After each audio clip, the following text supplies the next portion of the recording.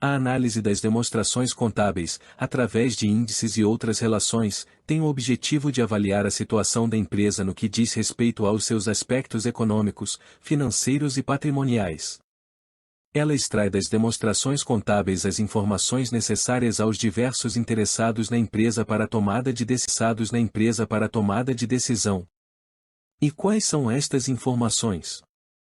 Dentre as várias informações que podem ser obtidas através desta análise, podemos destacar: eficiência na utilização dos recursos da empresa, endividamento, evolução das receitas e custos e suas tendências, rendimento do dinheiro dos sócios, e muitas outras. Vários grupos podem ter interesse nessas informações: sócios e outros investidores, administradores e empregados, clientes e fornecedores e bancos, para citar apenas alguns deles. A análise das demonstrações contábeis pode ser dividida em duas áreas complementares: a econômica e a financeira. A análise econômica avalia a formação do resultado assim como o retorno proporcionado pelo investimento na empresa. Já a análise financeira estuda a capacidade financeira da empresa através da sua liquidez, rotação e endividamento. Ambas as análises são importantes e possuem índices específicos que irão nos fornecer uma visão abrangente da empresa. Antes de começarmos a análise propriamente dita, devemos preparar as demonstrações contábeis. Esta preparação envolve 3 passos, a saber: primeiro passo, a simplificação. Nesta etapa reúnem-se as contas de menor valor e pouco relevantes em um único grupo. Procura-se trabalhar com números na casa dos milhares e não com números na casa dos milhões ou mesmo bilhões. Segundo passo, a depuração. Transferem-se as contas que estão colocadas em grupos que podem fornecer informação distorcida para os grupos onde darão uma posição mais conservadora. Por exemplo, realocar contas do passivo circulante que foram registradas no passivo não circulante. Terceiro passo, a estruturação.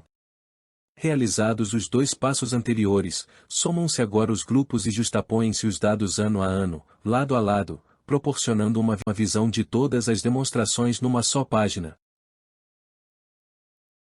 Com base nas demonstrações contábeis devidamente estruturadas, existem 4 tipos de análise que podem ser realizadas: análise vertical, análise horizontal, análise de razão e análise por diferenças absolutas.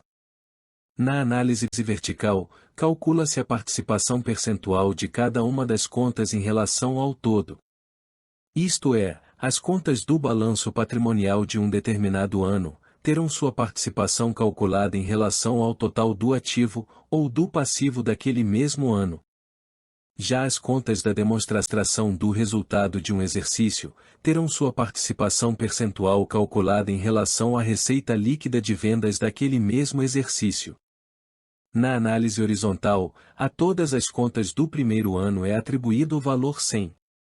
Assim, nesta análise, o primeiro ano é considerado o ano e calcula-se a variação de uma determinada conta, por exemplo, o disponível, sempre em relação a este ano inicial. Desta forma, verifica-se a evolução ou o crescimento da conta ao longo do tempo. A análise de razão é muito utilizada, tanto para o cálculo dos índices da análise econômica, quanto para os da análise financeira. A análise de razão envolve o cálculo de divisões, cujos numeradores e denominadores são valores contidos nas demonstrações contábeis. Como exemplo de produto deste tipo de análise, pode-se citar os índices de liquidez e o retorno sobre os capitais investidos. Finalmente, a análise por diferenças absolutas compara os saldos de contas em um mesmo instante no tempo. Por exemplo, o capital de giro líquido, que é a diferença entre o ativo circulante e o passivo circulante, enquadra-se neste tipo de análise. Mas também pode calcular diferenças em instantes diferentes, denotando a variação da grandeza de uma determinada conta no tempo. A apostila desta aula traz inúmeros exemplos e detalhes do que foi aqui tratado. É importante que você leia o que lá é apresentado, para que você consiga entender o que vamos apresentar na próxima aula.